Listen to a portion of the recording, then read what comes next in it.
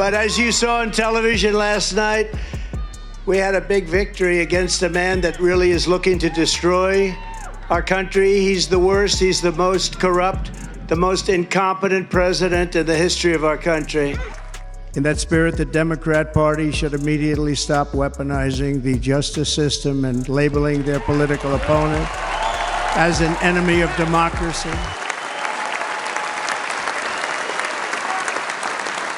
Especially since that is not true. In fact, I am the one saving democracy for the people of our country. America, this is my vow. I will not let these killers and criminals into our country.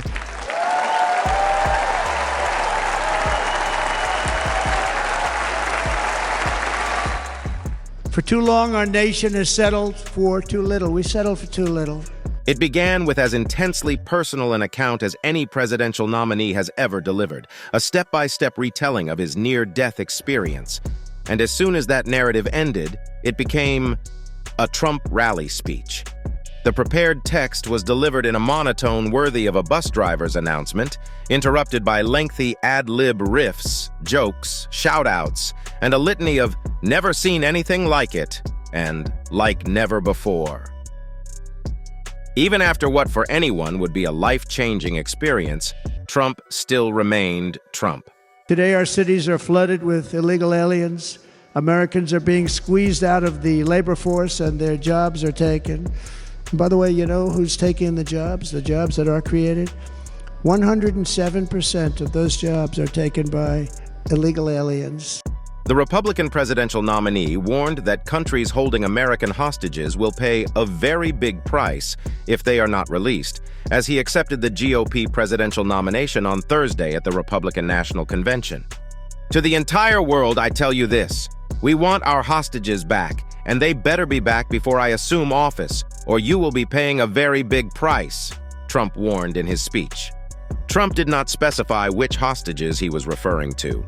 More than 60 Americans are being held hostage or wrongly detained around the world, including 8 Americans being held by Hamas in Gaza, who were among the 251 taken during the terror group's October 7th massacre, when 1,200 people were murdered in southern Israel. The parents of an American-Israeli hostage taken in the onslaught addressed the RNC on Wednesday evening. The Thursday speech, Trump's first since the attempt on his life last weekend at a rally in Pennsylvania, was among the longest convention speeches in modern history at just under 93 minutes. The controversial former businessman repeated several false assertions, including the claim that the 2020 election was stolen from him, that his opponent inherited a world of peace from him, and that crime rates were increasing even though they were lower when he left office. Trump reiterated his claim that Hamas's October 7th onslaught would not have happened if he were president, further angering Democrat supporters. I will end every single international crisis that the current administration has created, including the horrible war with Russia and Ukraine, which would have never happened if I was president, and the war caused by the attack on Israel. He vowed to end every single international crisis that the current administration has created, including the horrible war with Russia and Ukraine, which would have never happened if I was president, and the war caused by the attack on Israel, which would have never happened if I was president. Iran was broke. Iran had no money. Now Iran has $250 billion. They made it all over the last 2.5 years, he added, saying the Biden administration has provided Tehran sanctions relief. I told China and other countries, if you buy from Iran, we will not let you do any business in this country. He repeated his claim that Iran was on the verge of agreeing to negotiate a new deal to more strictly curb its nuclear program before Trump lost the 2020 election. Iran was going to make a deal with us, and then we had that horrible, horrible result that we will never let happen again, the former president said. Now Iran is very close to having a nuclear weapon, which would have never happened. Since the collapse of Iran's 2015 nuclear deal with world powers following Trump's unilateral withdrawal from the accord in 2018, Tehran has pursued nuclear enrichment to just below weapons-grade levels. Western powers say there is no credible civilian reason for that. Iran says its aims are entirely peaceful, but officials have recently said it could change its nuclear doctrine if it is attacked or its existence is seen as threatened by Israel. That has prompted alarm at the International Atomic Energy Agency and Western capitals. This is my vow. I will not let these killers and criminals into our country.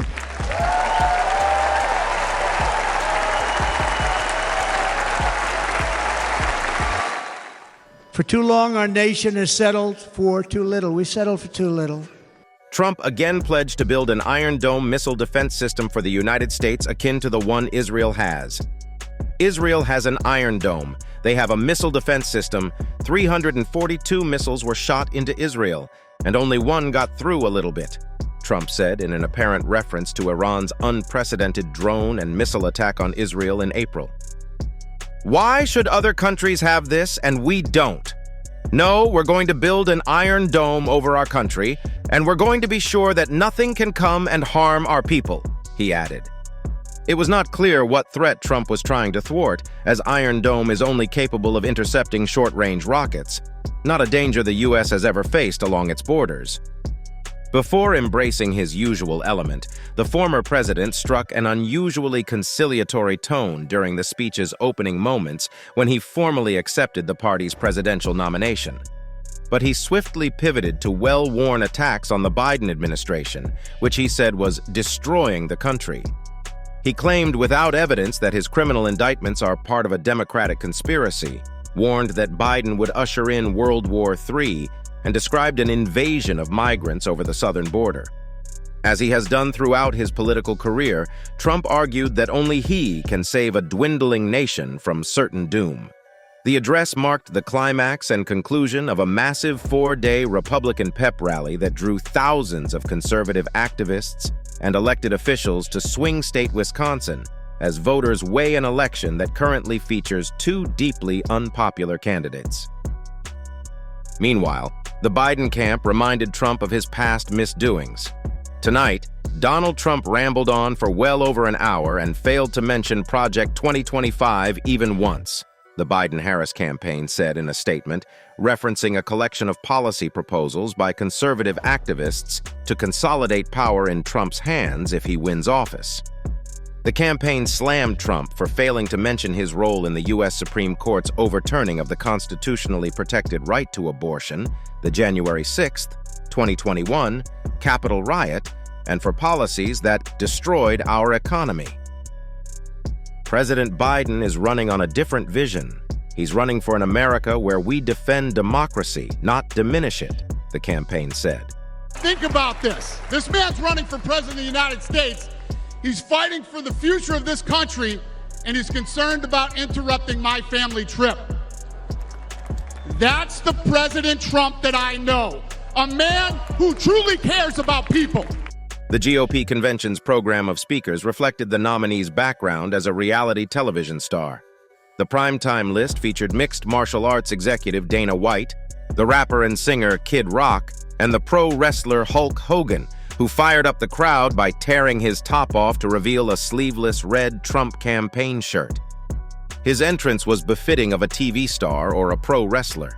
A screen lifted slowly to reveal Trump standing in front of massive lights arranged to spell out his last name before an image of the White House was projected behind him. Meanwhile, President Joe Biden, Trump's opponent in the November 5th election, was soul-searching about whether to drop out of the race entirely, one source said. Senior party figures, congressional allies, and major donors warned him he could not win following a halting debate performance on June 27th. Biden, 81, was isolating at his Delaware home after contracting COVID-19. His doctor said he was experiencing mild symptoms. Following the dramatic turn of events in the past few days, some Republican allies claimed Trump had become a changed man after the assassination attempt. The Trump campaign promised a convention that promoted unity. Trump himself said he ripped up his original speech and that he wouldn't even mention his opponent, President Joe Biden, by name. None of it was true. Trump couldn't help himself, not completely. However, the convention address didn't start out that way. In the riveting opening of his speech, Trump told a personal story infinitely more compelling than those of other presidential candidates. Once upon a time, in fact, personal recollections were far from the norm. Dwight Eisenhower did not spend long minutes narrating his feelings the night before D-Day. John Kennedy did not recount the hours of fighting for his and his fellow sailors' lives in the Solomon Islands. When Ronald Reagan recovered from an assassination attempt in 1981, he referred only glancingly to his shooting in an address to Congress, reading a letter from a child hoping that he would not have to make a speech in your pajamas. Now it has become routine for candidates to offer a life story. George H.W. Bush discussed his move to Texas, and Bill Clinton told us, "I never knew my father." George W. Bush spoke of his experiences sitting down with youthful offenders, while Barack Obama linked his biography to an Only in America theme. In Trump's case, the attack just days before the convention and the narrowness of his escape made it by far the most powerful such account. But more significantly, that shooting had no impact at all on the remainder of his meandering and occasionally bizarre speech, except for one statement that we must not demonize political disagreements. A hilarious assertion coming from someone who has urged a military tribunal for one critic and an execution for another, and for whom terms like vermin for his enemies are par for the course. The rest of his speech did not reflect a single authentic note of reflection, not a hint that he had given a moment's thought to a wider, more profound message for the American people. He blasted Biden by name, if just once, and called former Speaker Nancy Pelosi crazy. His convention speech was another example of Trump's belief, justified to be sure, at least as his followers are concerned, that anything he says, any off-the-wall observation, any alternative fact, will be met with rapturous cheers.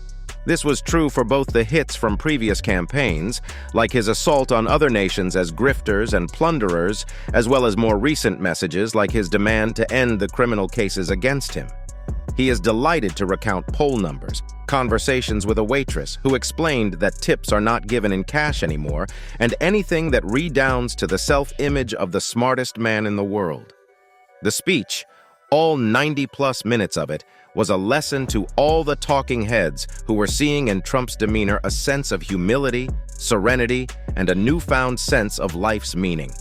In an exclusive interview with the Washington Examiner a day after being hit by a sniper's bullet, Trump said he wanted to take advantage of a historical moment and draw the country together. "The speech I was going to give on Thursday was going to be a humdinger," Trump said. "Had this not happened, this would have been one of the most incredible speeches, aimed mostly at the policies of President Joe Biden. Honestly, it's going to be a whole different speech now."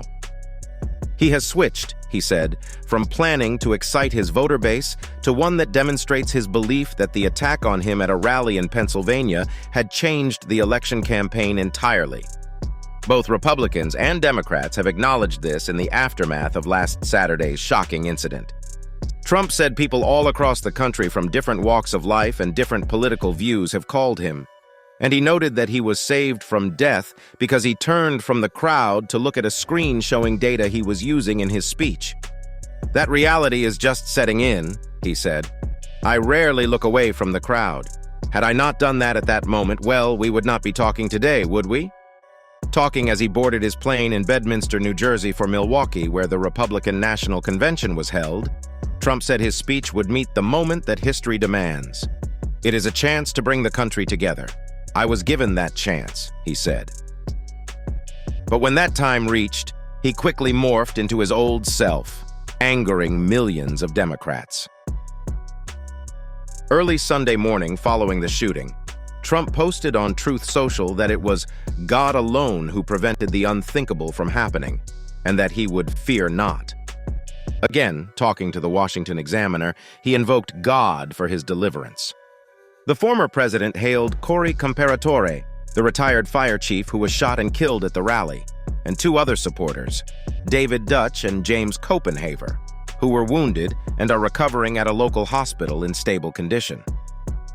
The New York native said his decision to raise his hand when the Secret Service was leading him off stage was to let the people there know he was okay, and that America goes on, we go forward, that we are strong, he said. The photograph of him holding his fist in the air, blood streaming across his face as the agents surrounded him, has already become the iconic image of the 2024 election. He said when he stood up and saw the crowd had not moved, he needed to tell them that he and the country were going to be okay. The energy coming from the people there in that moment, they just stood there.